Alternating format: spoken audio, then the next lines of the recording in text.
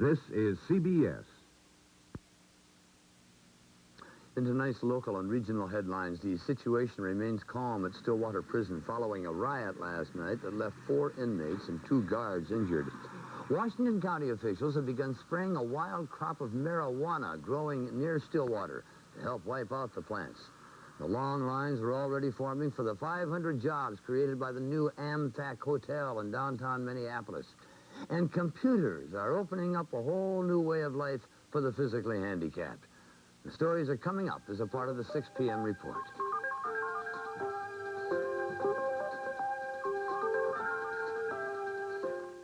Nothing beats a Stouffer's pizza, luscious toppings on a French bread crust so crispy brown. All those great ingredients, it's so easy to pick up, but so hard to put down. Help yourself, help yourself, help yourself to Stouffer's pizza. Real cheese toppings, yes indeed. Just one hand is all you need. Help yourself, help yourself, help yourself to Stouffer's pizza. Help yourself to Stouffer's pizza. Finally, there's a radio station just for me, with light rock and less talk. New W Light, 103 FM. I get all my favorite music without the noisy interruptions. When we turn on the radio, we want light rock music. Not a bunch of contests and commercials. So we turn on New W Light, 103 FM. It's the FM station I've always wanted, and it's finally here.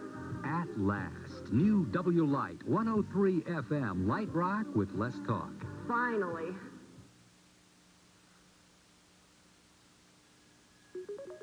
WCCO Television, Minneapolis, St. Paul.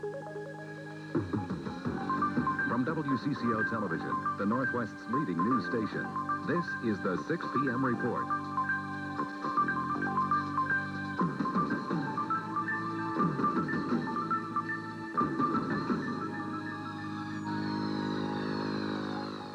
Good evening, everyone. The prison grounds are quiet at Stillwater tonight following a riot that broke out there yesterday. Just the second major disturbance in Stillwater in 10 years. 6 people were injured. Alan Cox has a report on what happened and the events which led to it. The grounds of Stillwater State Prison were virtually empty this afternoon, the opposite of 24 hours before. At 5 p.m. yesterday, a group of black prisoners met in the prison yard. An hour later, a group of white prisoners did the same. Racial tensions had grown at the prison in the last few weeks, intensifying after a black inmate was stabbed 2 weeks ago. At 7:30, guards began to hear rumors of a confrontation to occur in Cell Hall B.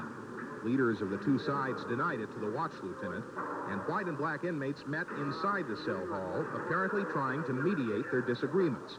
It looked as if they had succeeded until just before 9 o'clock. When name-calling between white and black prisoners began. Fights started, so did fires. 9 prison staffers were ordered out by their supervisors. Half the 460 inmates followed them out. After the disturbance had gone on for an hour and reinforcements had gathered outside the prison, Warden Robert Erickson decided to retake the cell hall.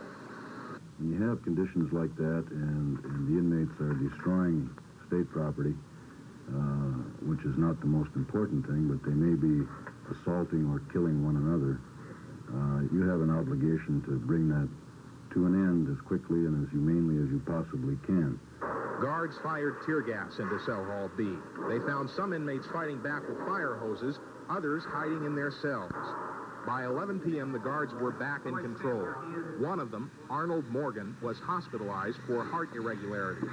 He was listed this afternoon in stable condition. 4 inmates were treated. Only one, Willard Benton, remains in the hospital with a possible heart attack. Prison administrators tonight will interview guards and inmates about the disturbance. There will be disciplinary proceedings in the days to come within the prison, and there may be criminal charges brought against some of the rioters. Aside from a few threatening comments made after the lockdown, the warden says the mood inside the prison is calm, and the lockdown could end for some prisoners as soon as Wednesday. Alan Cox, WCCO Television News, Stillwater State Prison. It'll take several days to count up the property, the physical damage at the prison, and of course it's going to take much, much longer to resolve the racial problems at that predominantly white facility. Pat? And Dave, the last riot at Stillwater took place back in 1974. Unlike many other state prisons, it has been relatively quiet during the past several years. This stabbing incident that apparently provoked last night's violence was the first one serious enough to trigger a lockup in almost a year there. Tonight on the 10 p.m. report, Caroline Lowe will examine what life has been like at the prison over the past decade. This morning's fire at the Metalmatic Company was apparently caused by a short circuit. Part of the building's wiring came in contact with water. That caused sparks which traveled up the side wall and onto the roof. Firemen arrived at the scene around 5 o'clock this morning, quickly brought that blaze under control. No one was injured, but damages do total about $2,000 there. Metalmatic manufactures steel tubing. And traffic was tied up for a time on Interstate 94 today, heading into Hudson, Wisconsin this morning. A semi-truck carrying bales of cardboard rolled over on the bridge. The driver did escape with minor injuries, but his cargo did spill across the roadway along with a small fuel spill. That blocked noon rush hour traffic in the eastbound lane. The acres of marijuana growing wild in Washington County will soon become a no-man's land. Officials began spraying that area today as a part of the crackdown on marijuana there. The herbicide will contaminate a wild crop located near Stillwater. Its estimated street value nearly $1 million. That story from Barb Brown. At first glance, it almost looks like a nice stand of small pines. But these are marijuana plants, large ones, spread over 6 acres. Washington County officials wanted the plants killed. The landowner agreed. We're looking at maybe 20 to 25,000 pounds of marijuana out here. And, of course, if that was harvested and got in the wrong hands, we'd have a lot of problems. State and county agents have been trained to spot the plants from the air and the ground. This field was located recently, and spraying appeared to be the only option. The eradication can be done many different ways, but because of the rocks and the stumps and the rolling terrain that we do have here, it would be pretty hard to cut it down with a tractor and a sickle bar or something like that. Sheriff Trudeau says the herbicide being used is less expensive and less dangerous than paraquat, the controversial chemical used in some parts of the country on marijuana. Officials say they are taking necessary precautions to prevent contamination from the spraying, and they say if people were to smoke this sprayed weed, they'd become sick, but not as violently ill as if paraquat had been used. It's against the law to have marijuana, it's against the law to sell it, and it's against the law to possess it. And we feel that if we can keep the kids from getting involved in narcotics, we're doing our job. After the next 2 weeks or so, the marijuana grown in this area will be beyond harvest stage. But county officials say they plan to continue their eradication efforts until then, and they plan to begin again next year. With photographer Gordon Bartouche, Barb Brown, WCCO Television News, near Stillwater. The long lines are already forming for the jobs available at the new Amfac Hotel in downtown Minneapolis. That story is coming up next on the 6 p.m. report.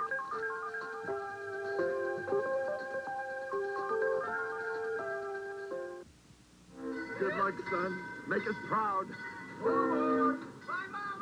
This year, 2 million families will send their kids off to college.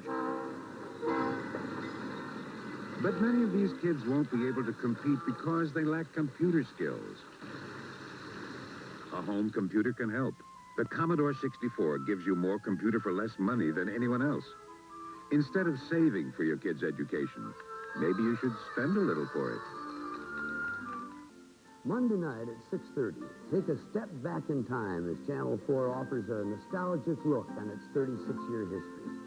Included in the program will be the legends, such as Cedric Adams and Clellan Carr. And we'll take a look at the evolution of WCCO News, including the infamous bedtime news. Money won't buy you happiness, but it's very important in banking. Join us for WCCO-TV On the Move, a salute to the past. Monday night, 6:30, here on Channel 4. There are 2 words that are attracting lots of attention at the new Amfac Hotel in downtown Minneapolis these days. Help wanted. The new luxury hotel will bring about 500 new jobs to the Twin Cities, and about 5,000 people are expected to apply for them. As Philip Holman reports, he began doing so today. The troops were in formation at the crack of dawn, but they were hardly military personnel. They were the armies of the jobless, hundreds of them, frustrated and fighting for survival. It's hard when there's nobody in the house working. And you got to pay rent, you got to buy groceries, you got a light bill, telephone bill. You got to pay them kind of things, or else you just get kicked out of your house. Some were already homeless. I'm eating at the branch and at the Francis Drake and sometimes at Salvation Army. And I'm staying out in the woods now. Located in downtown Minneapolis, Amfac will recruit and train about 500 people. A couple of areas, such as sous chef, we are requiring previous experience, but the majority of the positions, you may not have had any previous experience. We're paying both competitive wages and benefits. Abigail Patton, number 79. Initial interviews are being conducted by the Job Service Office. We were looking at the person's attitude in the interview and their enthusiasm towards the job. But Amfac, which is making a special effort to recruit minorities, will have the final word on who gets hired. And I think you'll see when the hiring process is over is that Amfac has met its affirmative action commitments.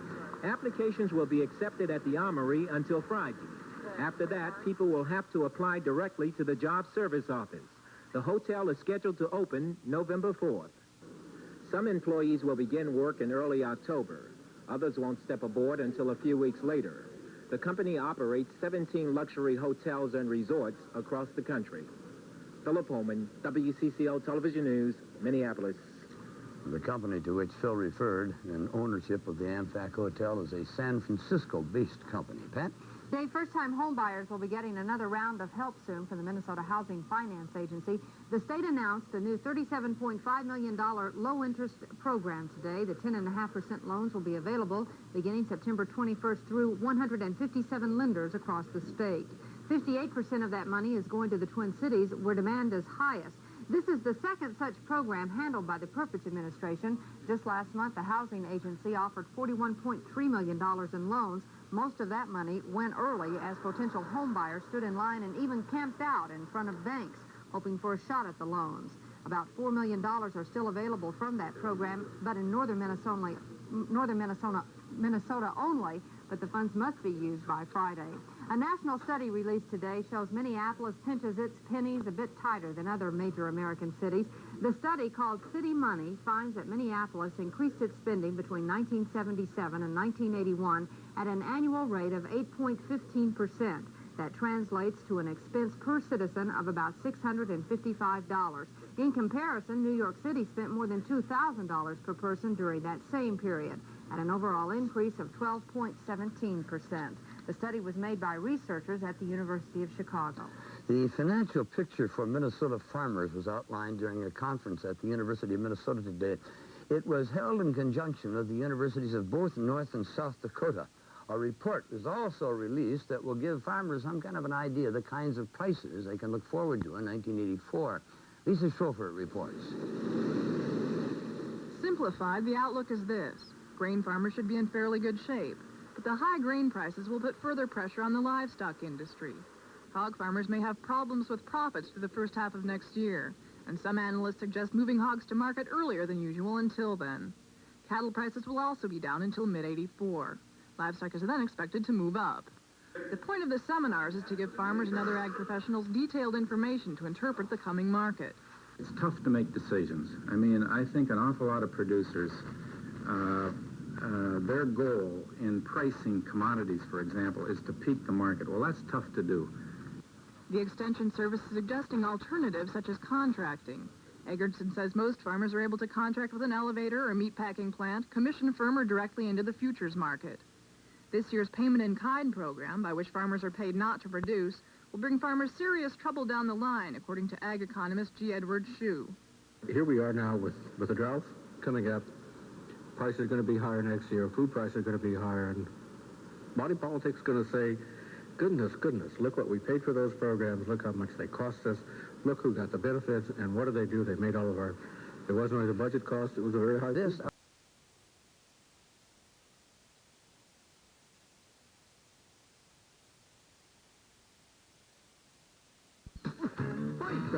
With the attic blanket from Owens Corning. It's the thickest, most powerful roll of thermal protection you can have. It can help you save money on your fuel bill. It is an open and shut case. Owens Corning. Building products that put your house in the pink. This is Dave Moore, inviting you to an inside look at WCCO's new facility in downtown Minneapolis. Our new building has been 6 years in the planning, and on Tuesday night will mark the beginning of a new era for Channel 4. I'll be there, so will Pat Miles, Don Shelby, Pat Brown, Bill Carlson, and Steve Doyle to provide you with a personalized tour of the most fascinating areas of our new home. Join us for WCCO-TV on the Move, a look to the future. Live Tuesday night, 6:30 on Channel 4. Our look to the future is a bit more immediate than that, however. I don't think any of us ought to be, we shouldn't go out and cover up the rose plants now and get the electric blanket on. This is just sort of I hope this is just sort of a temporary thing, isn't it? I think it's temporary, maybe just this week. I do recall we've really had some warm temperatures in September. For example, on September 10th, 1931, the afternoon temperature was 104 degrees. And I recall, and on this day, 1948, the afternoon temperature was 94. So I think we can expect some warmer temperatures. The problem with that, though, you and I are about the only ones here who can recall it.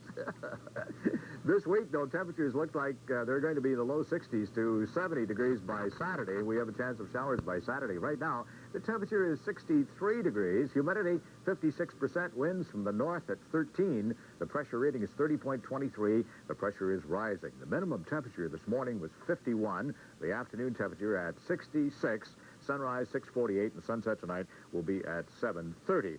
There were a few clouds and a few showers scattered through the northern part of our five-state area today. In fact, at 3:30, there were still a few light showers in eastern North Dakota, the northwestern part of Minnesota, but heavier amounts of rain over parts of Kansas and Oklahoma, with Fort Riley an inch of rain today, and heavier rains yet. Boothville, Louisiana, since Sunday is at 6 inches of rain, 3 at Mobile, Alabama, and today an inch and a half of rain at Pensacola, Florida.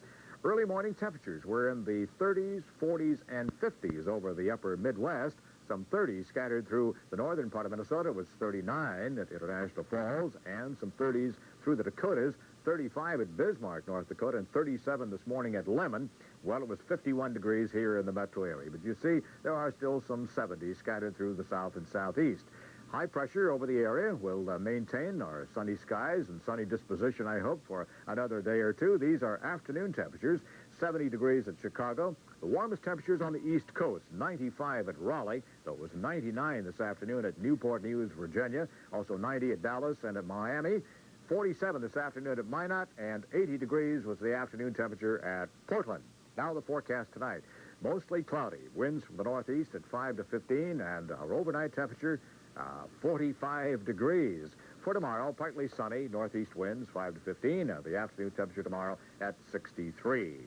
Then partly cloudy for Wednesday and Thursday, and a chance of showers Friday and Saturday. Now, I've already given you a hint that temperatures will be in the low 60s and warming up to 70 degrees by the showers on Saturday, and 45 to 50 for evening temperatures. So, well, this week we'll have to go with temperature no warmer than 70 apparently by Saturday, but I think we'll pull through. As we move into our advancing years, yes. Or is it declining years? Well, advancing. When do we come to winter? From freezing below, generally, is it, can we get up as far as Thanksgiving, as history will show us, or well, is that before that? We have a few years not had any snow on the ground, a few times on Thanksgiving, and maybe even gone into Christmas without any snow on the ground, but those are very unusual years. Now that you mention that, I'm sorry I even got into the subject. We'll see you a little later. Thank you, Bud. Despite the stinging loss to San Francisco last Thursday, the Vikings were still dealt a winning hand in the division standings because of the way yesterday's NFL games turned out. We'll discuss that all with Ralph John Fritz in just a moment. We've got the trust, you are Channel 4. You're keen to us, we're keen to you. With stars to touch you through and through. Touch of laughter, touch of tears. With friends you've known for years. We've got the trust, you and Channel 4. We've got the trust, we've got it. You and Channel 4. You and Channel 4.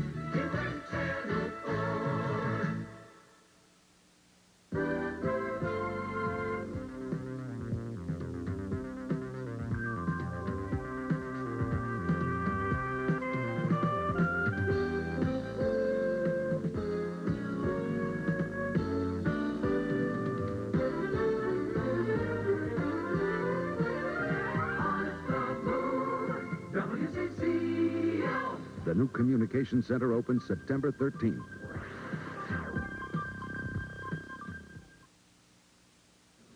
Ralph John Fritz, I don't understand. What did I mean by that when I said the Vikings were dealt a winning hand as a result of yesterday's games? What happened we're there? starting over is what's happening, Dave. Most of the, they're all 1-1. Most of the so-called experts agree the Vikings have an excellent shot at the NFC Central Division, but how far they'll go beyond that is anyone's guess. Now, only 2 games gone, and not one unbeaten team has surfaced in the Central Division. For instance, yesterday, Green Bay, it was Lynn Dickey to James Lofton, Lynn Dickey to James Lofton, Lynn Dickey to James Lofton. Sounds like a broken record, but it happened 3 times. However, Green Bay's Packers still on the 25-21 short end of a score with Pittsburgh. Cleveland defeated Detroit 31-26, and another couple of teams from the Central Division, Chicago and Tampa Bay, locked horns. Chicago winning there 17-10. And head coach of the Vikings, Bud Grant, said after Thursday's loss, 48-17 to San Francisco, he said, hey, we're 1-1. We're just going to have to wait and see exactly what happens in the division standings. Well, truth is, following yesterday's action, the answer is only one, not no one, I should say, is ahead of the Minnesota Vikings. After 2 games, here is now how they stack up. For all practical purposes, it boils down to a 14-game schedule. Only Tampa Bay is winless. The Bucs apparently missing quarterback Doug Williams, who defected to the USFL. The Vikings' next game is against Tampa Bay on the road this Sunday. And the North Stars, believe it or not, open the season a month from today. And with that in mind, the Stars have begun their training camp. The Stars normally would be at the Met Center, but because of a circus at the Met, the scene was at Eden Prairie Community Center. Quite a few new faces this year, including head coach Bill Mahoney. The players like centers Dennis Baruch and Brian Lawton also new, and winger Steve Kristoff is back. I mentioned the regular season opens in a month. The preseason already begins this Friday in London, Ontario, against the Chicago Blackhawks. One other North Stars note, general manager Lou Nanne has been appointed vice president of the club and alternate governor, which means Nanne can represent the team at a board of governors meeting. Jimmy Connors winning his 5th U.S. Open tennis tournament yesterday. A great example of what hustle and determination will do. Connors at 31. It is over after 13 days of familiar faces. If I didn't change. A little bit bad luck in the end. And new ones. And resurgent ones. But who is John Lloyd? He's Chrissy Everett's husband. Don't you know that? It was hot. Tennis temperatures and tempers. Is that not a big enough point for you to screw up?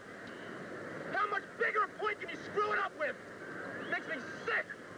If this cost me my match, you and this lady, you should never be allowed to officiate a match again. Do you realize that? If I were you, I'd watch the lines real close, because if not, I'm going to walk right off, okay? And Cyclops, the electronic line judge, just kept on blinking. They reached and overreached. Slipping. A diving miss.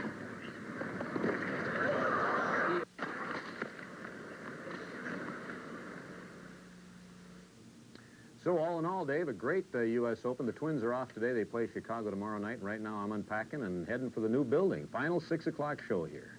Okay, I'll be with you in just a moment. That's right. This is the last night we'll be broadcasting from this lovely old building that we've called home for 34 years. There is a lot you folks haven't seen when you've taken our company tour through the premises. For instance, you have never seen this room or the tunnel where reporters record their video soundtracks. When it rains, this room floods, and you can hear the toilets flushing in the adjacent men's room, but it hasn't stopped us yet. At 6:30 this morning, the final roll call was held in the old brick building. Tours sometimes come around at lunchtime, and they see that our news set doubles, well, not so nicely as a lunch table. In the new building, no eating at desks allowed. The new building is a lovely, lavish place, but this old place still has character. Which I hope they move over to the new building. I love this couch. Tonight at 10, reporter Karen Boris will take us on one last tour of this old place. And in just a moment, in about a minute and a half from now, we're going to preempt or set aside PM Magazine for a half hour to look back on 34 years of broadcasting here on 9th Street before we move 2 blocks up at 11th Street. We think you'll have a good time, so stay with us.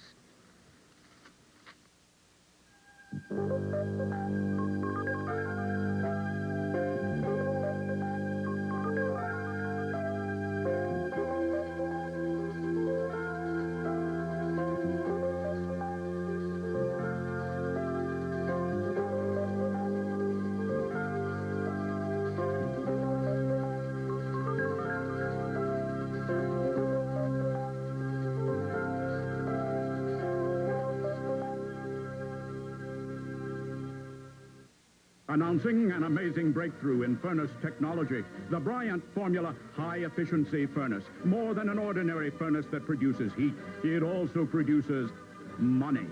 Just buy one now, and Bryant will pay you back for your highest monthly gas bill this winter. And even after you get your check, the formula's efficiency will keep paying off every month.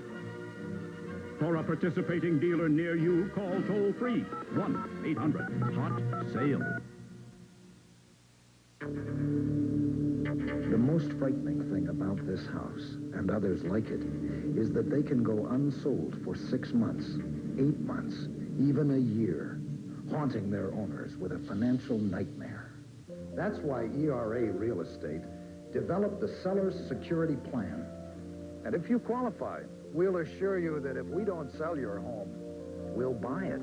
The Seller's Security Plan. Another reason we're selling houses. WCCO Television.